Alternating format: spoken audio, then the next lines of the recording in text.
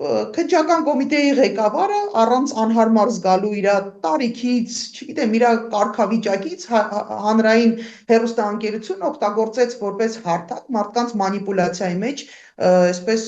մանիպուլացնելու։ Նույն բանը արեց գլխավոր դատախազը ազգային ժողովի թիվ 1 կոչվող ամբիոնից, որտեղ եկավ ու ներկայացվեց հատվածային, դե այն падգամավոր, այն անհասկանալի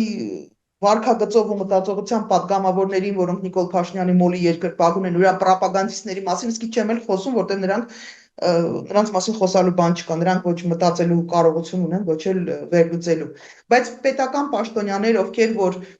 հնարավորություն ունեին, այսինքն այդ տեղեկատվությանը ամբողջությամբ էին տիրապետում ու եկան օգտագործեցին ազգային ժողովը եւ հանրային հեռուստաընկերությունը այս տեսակ մանիպուլյացիաներ տարածելու համար, հասարակության մեջ այս տեսակ ատելություն որոշակի խմբի նկատմամբ գեներացնելու համար, սա դատապարտելի է, սա հանցագործություն է։ Դու ունես, գիտեք, եթե ինչ որ լրագրողներ, բլոգերներ, ինչ որ պրոպագանդիստներ կարող են չունենալ ամբողջական տեքստը, այդ ձայնագրությունը, ապա գլխավոր դատախազ եւ քննչական կոմիտեի նախագահան հաստատապես նախ պիտի ունենային, երկրորդն էլ այդպիսի հայտարարություններ անելուց առաջ պիտի իրանց հաշիվ տային, պիտի մի հատ վերցնեն, իրանց ոնց որ մենք նստեցինք, լսեցինք բոլորս, հետաքրքրված մարդիկ, իրենք էլ պիտի նստեին ու լսեին։